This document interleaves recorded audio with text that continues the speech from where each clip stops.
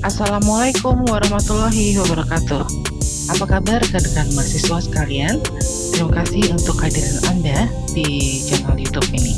Di pertemuan manajemen keuangan 2, di pertemuan kedua, kita akan mengetengahkan mengenai materi analisa dampak leverage terhadap capital budgeting, atau sebaliknya analisa capital budgeting dan dampak leverage. Baiklah, tanpa berlama-lama, saya akan melakukan share screen.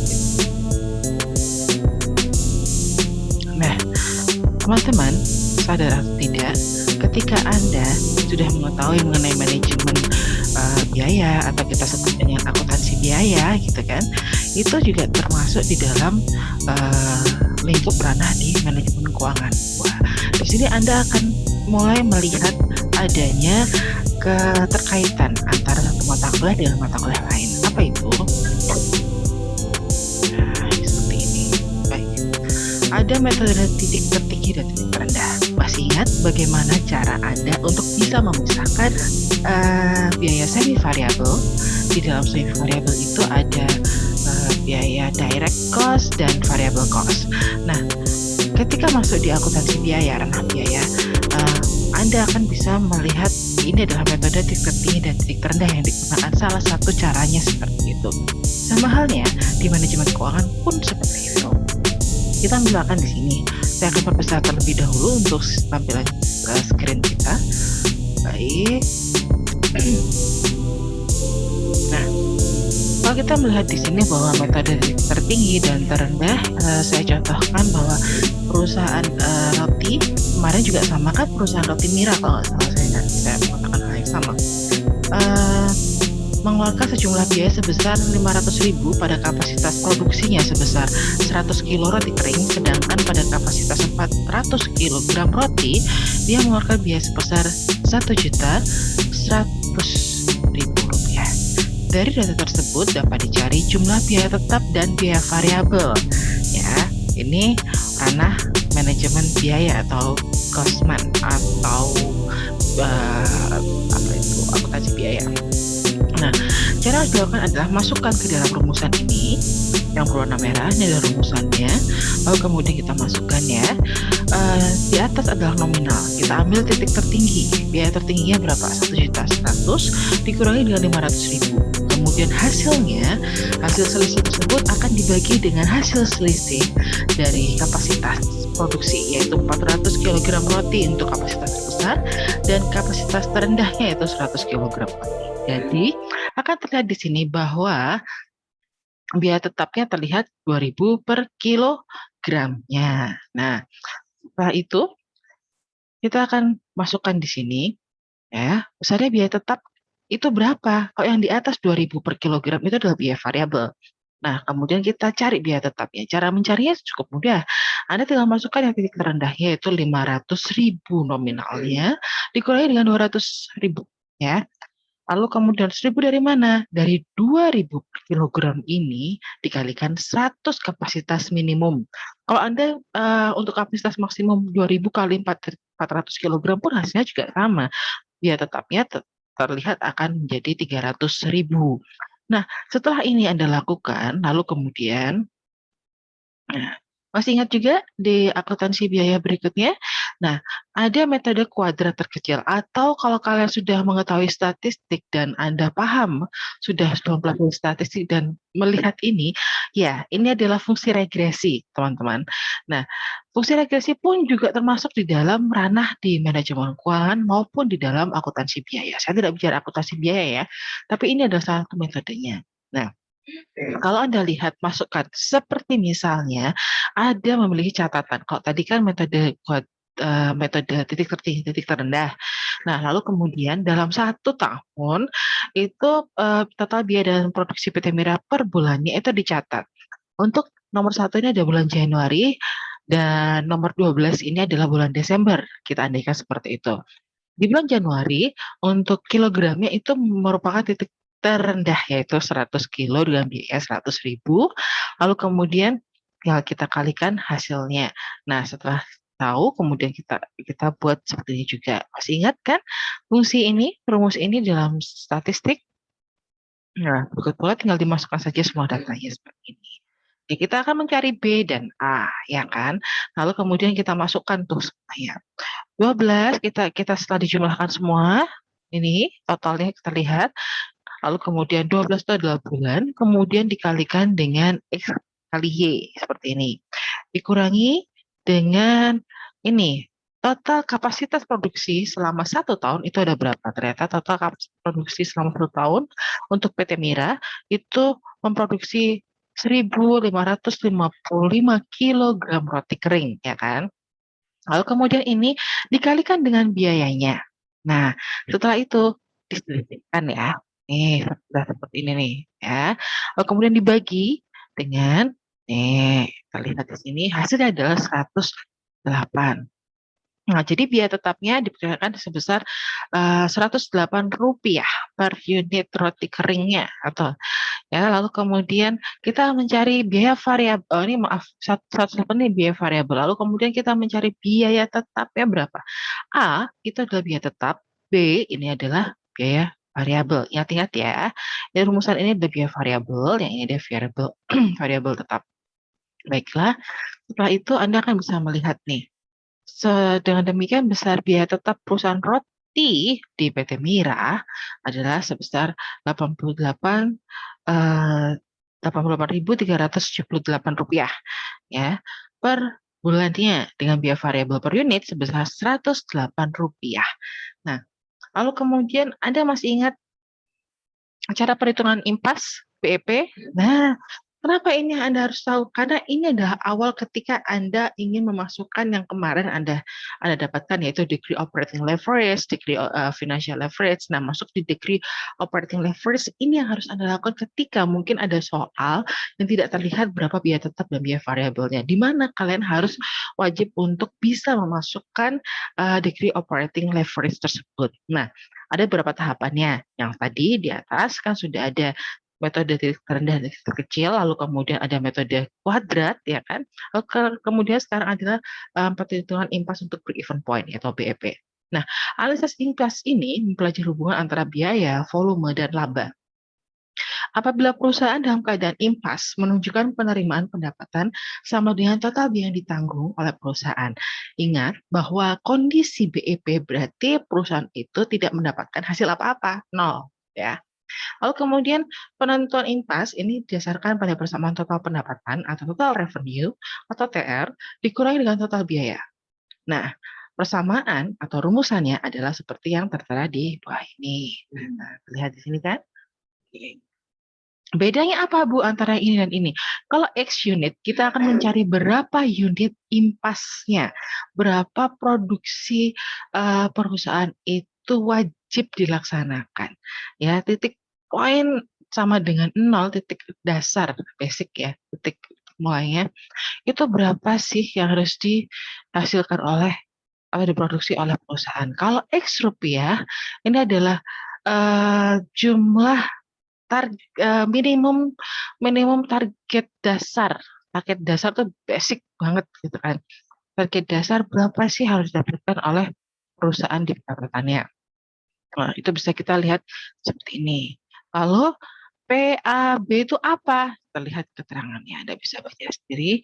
Lalu kemudian PPT ini akan saya berikan di GCR. Jadi silakan untuk teman-teman yang belum join di GCR atau belum join di WA Group, nah silakan untuk join di WA Group karena di WA Group tersebut di description akan ada kode dari GCR kita. Baik, saya lanjutkan ke sebuah kasus berikutnya. Nah, kasus di perusahaan PT Roti Kering ini yaitu PT Mira, di mana dia menjual produk seharga 10.000 per kilogram. Kita andaikan seperti itu.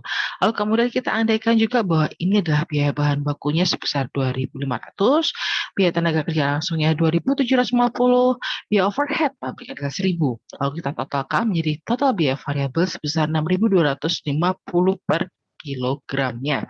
Dengan biaya tetap per tahun sebesar seperti ini. Untuk gaji pegawai terlihat ada 18 juta per tahun, kemudian biaya overhead pabrik untuk biaya tetap per tahunnya adalah 16 juta 800 ribu dengan asuransi sebesar 1,2 juta. Sehingga total biaya tetap per tahun untuk PT Mira adalah sebesar 36 juta. Nah, kalau Anda mendapati, informasi seperti ini, apa yang harus Anda lakukan? Nah, Anda langsung saja ketika Anda mendapati informasi seperti ini, lakukanlah perhitungan dengan cara perhitungan BEP, ya. Nih, kita masukkan semua, jadi terlihat bahwa untuk BEP unitnya, itu targetingnya dasar harus mendapatkan 9.600 kilogram dalam 1 tahun. Lalu kemudian X rupiah adalah sebesar 96 juta, ya, itu adalah targetnya. Nah, lalu kemudian kita mulai memasukkan ke dalam laporan laba rugi untuk tahun tertentu itu. Nah, lihat di sini, ini adalah pembuktian ketika laba sama dengan 0, berarti titik impas. Selanjutnya, baru masukkan kategori operating leverage. Nah, kalau pertemuan kemarin ini adalah pengulasan kembali tentang degree operating leverage. Apa itu? Sudah pasti tentu teman-teman paham bahwa DOL ini menunjukkan presentasi perubahan laba sebelum bunga dan pajak atau earning before interest and tax atau EBIT perusahaan dengan presentase perubahan penjualan. Nah, kalau kita bicara mengenai EBIT, Anda akan bisa paham bahwa EBIT itu sebenarnya didapatkan dari kuantiti dari produk yang berhasil dijual, dikalikan dengan harga jual, lalu dikurangi dengan kuantiti dari produk yang dijual tersebut dikalikan dengan variable cost, ya. Akhirnya akan terlihat berapa, ya. Lalu selisih ini maka bisa dibuat dalam persamaan yang lebih ringan seperti ini, ya. F ini adalah fixed cost, sekali lagi. Nah, sadar atau tidak bahwa ketika kita bicara poin yang di atas ini, mungkin lebih enak kalau saya menggunakan ini ya, annotate dulu, saya gunakan annotate sebentar, saya spotlight agar kalian bisa paham. Oke.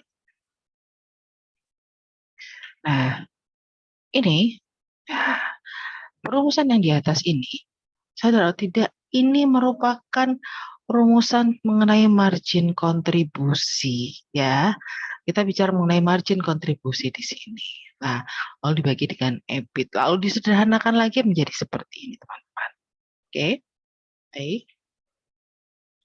Lalu kemudian kita coba tuh masukin. Nah, soal baru lagi kemudian ketika PT Mira berhasil melakukan penjualan sebesar 12.000 kilogram pun dengan harga yang sama bahwa per kilonya adalah 10.000, maka akan didapatkan bahwa hasil penjualan, nah kalau kalian mendapati informasi yang didapatkan dari IDX ya, laporan-laporan akuntansi keuangan yang didapatkan di dalam annual report di IDX, pasti akan bicaranya seperti ini nih teman-teman. Nah, kalau bisa seperti ini, Anda tinggal mudah saja tanpa perlu lagi mencari berapa BEP-nya segala macam ya kan. Nah, apa namanya, kalian bisa masukkan nih di sini. Tapi Bu, nih margin kontribusi di sini dan ini di sini kan kelihatan bahwa margin kontribusinya adalah 45.000, lalu EBIT-nya adalah 9.000. Kelihatan bahwa DOL-nya adalah 5 di sini. Nih seperti ini. Namun apabila kalian ingin kepo apakah benar gitu kan, namanya kalian juga mahasiswa jadi wajib untuk melakukan cross check ulang gitu kan mengenai penganalisaan Anda, maka Anda bisa pun melakukan kondisi perhitungan dengan cara BEP tadi gitu ya. Tentunya kita akan melihat ini. Kenapa? Karena kalau kita lihat di laporan laba rugi yang ada di annual report tidak akan tertera berapa jumlah unit yang berhasil dijual. Namun ada laporan di bawah dari laporan annual report tersebut, laporan rugi laba itu di bagian auditor itu akan terlihat harga jual dasar dari produk itu. Akan terlihat di sana. Ada tinggal Ctrl F cari harga jual produk atau price atau apa, nanti pasti akan terlihat di sana. Ya, lalu selanjutnya Anda tinggal masukkan saja dan silakan untuk mencari sendiri. Tapi apabila ternyata di bagian laporan auditor itu tidak tertera, sekali lagi di laporan auditor tidak tertera sama sekali keterangan harga jual dari produk, maka yang Anda lakukan hanya tinggal melakukan ini saja. Itu akan jauh lebih mudah banget, ya. Oke. Lalu kemudian kita masuk ke degree financial leverage. Nah, masuk ke degree financial leverage, masih ingatkah kalian? Nah, kalau kita masuk ke degree financial leverage, kita akan bicara mengenai ini dalam tinjauan di perusahaan yang go public ya, maka kita akan bicara ada laba per lembar sahamnya. Nah, masih ingat kan teman-teman kemarin? Nah, ini lebih saya breakdown lagi kepada praktek ya, seperti apa gitu kan. Nah, nanti seperti kita contohkan di sini, ini ternyata di satu perusahaan tersebut masih tetap dianalogikan PT Mira gitu kan, bahwa PT Mira itu perusahaan go public yang menerbitkan ada saham biasa, ada obligasi, ada saham preferen. Di mana saham biasa, obligasi, dan saham preferen ini merupakan salah satu keputusan dari manajemen yaitu perusahaan itu dalam melakukan atau mendapatkan pendanaan dari eksternal ya. Sekali lagi, ini adalah keputusan dari perusahaan, strategi perusahaan untuk mendapatkan pendanaan dari pihak eksternal, yaitu pihak-pihak di luar dari hasil pendapatan perusahaan itu sendiri. Dalam artian, perusahaan sudah pasti pendapatan labanya didapatkan dari mana sih? Dari penjualan kan. Nah, penjualan ini dikatakan sebagai pendapatan. Laba, nah laba ini sudah dikurangi macam-macam menjadikan laba. Nah, itu namanya pendapatan operasional atau pendapatan kita bisa katakan pendanaan, bukan pendapatan, pendanaan. Sekali lagi laba yang kemudian dihasilkan oleh perusahaan kemudian diputarkan kembali dalam operasional perusahaan itu dinamakan sebagai pendanaan internal ya. Pendanaan eksternal itu melalui saham biasa, obligasi, saham preference secara jangka panjang. Kalau jangka pendek itu ada bank seperti itu. Di mana kalau jangka pendek itu usianya akan lebih short ya, sudah pasti karena jangka pendek kan, yaitu 3 tahun ke bawah ya. Nah, kalau kita masukkan di sini nama-nama lagi, Anda bisa lihat sendiri di slide ini bahwa tentukan DVL dari pembelanjaan dengan obligasi. Lalu kemudian itu poin-poin yang awal, lalu kemudian tentukan juga DFL dari pembelanjaan dengan preference. Jadi per item ini Anda harus tahu berapa sih DFL-nya semua, gitu kan. Lalu kemudian Anda tinggal memasukkan saja sehingga akan dapatkan hasil seperti ini ya. Bahwa tingkat leverage finansial adalah sebesar 3 yang mengatakan atau mengartikan bahwa apabila terjadi kenaikan laba sebelum bunga pajak 1% saja, maka akan menaikkan laba lembar saham biasa atau EPS sebesar 3%. Nah, apa sih gunanya kita untuk melihat kenaikan ini? Kegunaannya adalah bagaimana performa perusahaan tercitra ke dalam harga dari EPS. Masih ingat, salah satu ketika Anda sudah masuk atau sudah mendapatkan manajemen investasi dan portofolio, atau Anda masuk ke dalam sebidang investasi saham, maka Anda akan tahu basic-basic apa saja yang menjadi kriteria dalam melakukan screening saham yang paling optimal, ya kan? Seluruh investor pasti ingin mencari perusahaan-perusahaan atau menanamkan saham atau membeli saham ke perusahaan-perusahaan yang mampu memberikan hasil capital gain buat mereka. Nah, yang dilihat salah satunya adalah EPS, selain EPS ada PER, PBV, masih ingat kan ada market cap, segala macam itu paling dasar banget.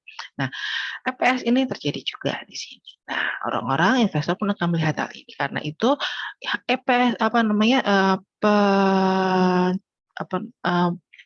apa sebentar. EPS ini, nilai EPS ini itu merupakan salah satu dari kewajiban manajemen, ya, kewajiban dari perusahaan, kewajiban ketentuan yang didasarkan oleh divisi akuntansi dan keuangan, ya. Untuk apa? Sekali lagi, agar investor tertarik untuk membeli saham perusahaan tersebut. Semakin banyak orang melakukan investasi atau membeli saham perusahaan itu, maka perusahaan itu akan mendapatkan pendanaan yang jauh lebih banyak. Plus pencitraan performa perusahaan yang baik. Nah,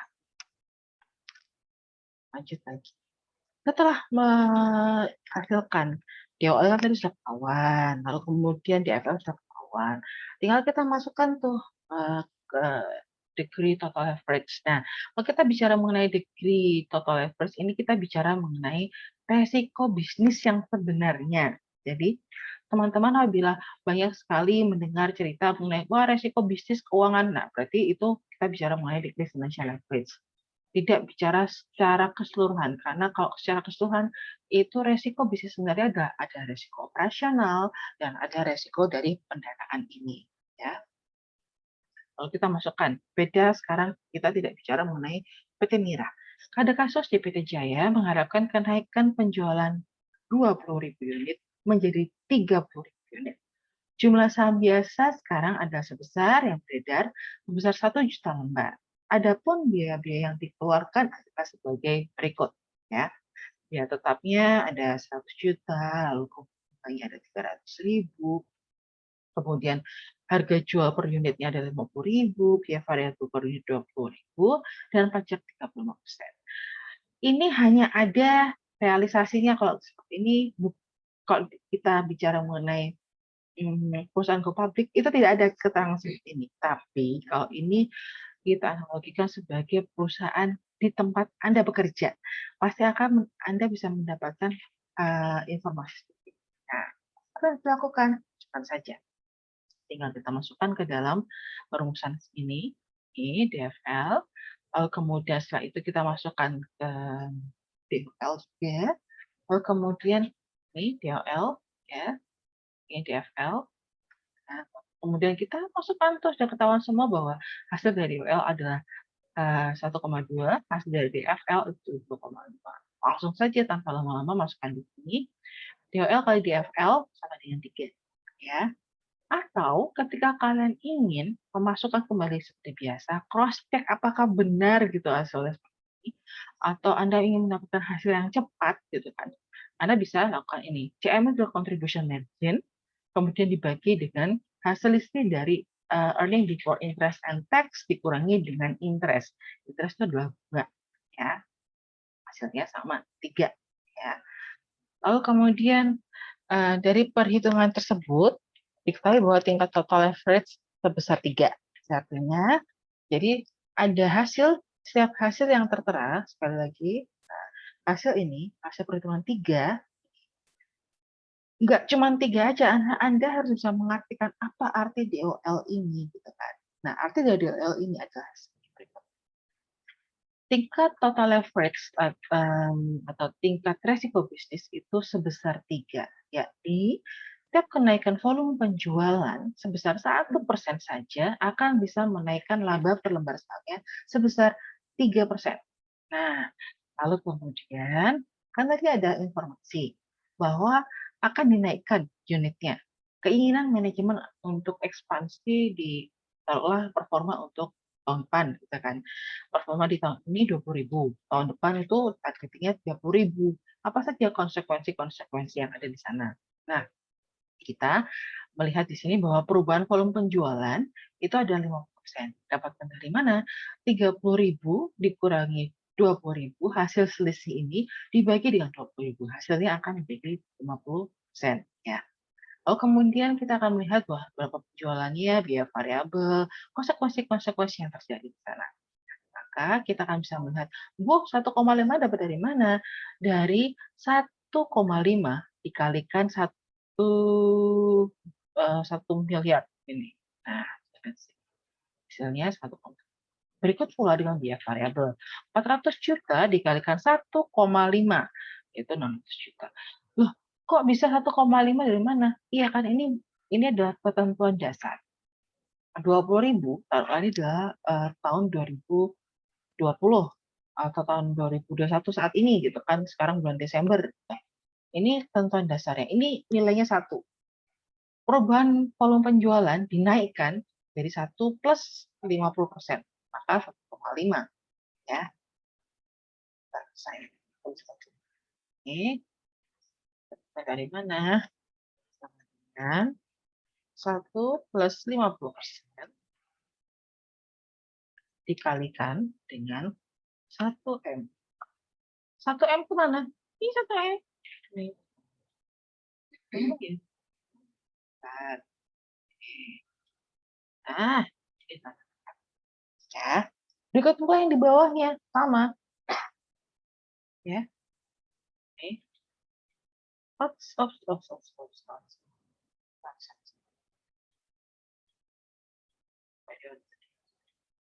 Pencet. Nah, ini kemudian di bawahnya ini nih. Ini dari mana gitu kan? Ini sama. Kalau nggak percaya silahkan Anda cross check kembali. Dikalikan 400 juta. Ya. Nah,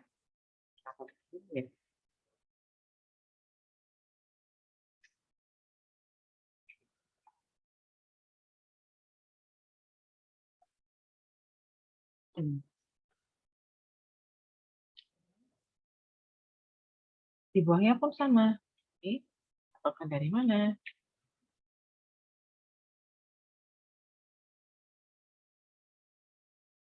Oke, kalau mana? Kalikan 600 juta mana? Ini loh. Nih, kan? Nah, bawahnya juga sama. Nah, tinggal kemudian Anda lihat tuh ini berapa. Ya, kalau Anda mau cek berikut pula ada di sini.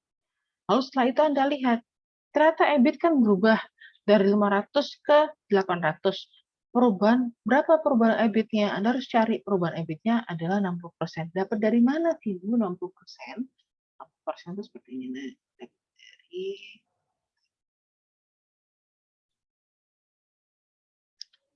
kalau kita bicara perubahan, maka 800 juta selisihnya yang dapatkan dikurangi dengan 500 juta, ya, lalu kemudian dibagi dengan 100 juta. Hasilnya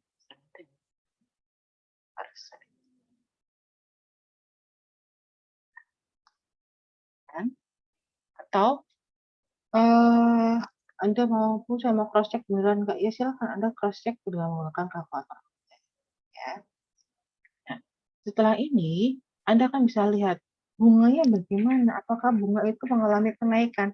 Bunga tidak akan mengalami kenaikan. Bunga adalah tetap selama hutang perusahaan itu tetap. Tidak ada penambahan hutang baru. Kalau ada penambahan hutang baru, maka bunga akan terkena dampaknya. Ya. Lalu kemudian, jadi dikatakan bunga masih sama, 300 juta. Lalu kemudian kita kurangi ini, EBIT dikurangi bunga, maka hasilnya seperti ini. Lalu kemudian dikurangi dengan pajak, karena kita harus tahu net income ya, atau earning after tax-nya. Nah, 270 juta, hasilnya 120 juta. Untuk yang basic dasar tahun 2020.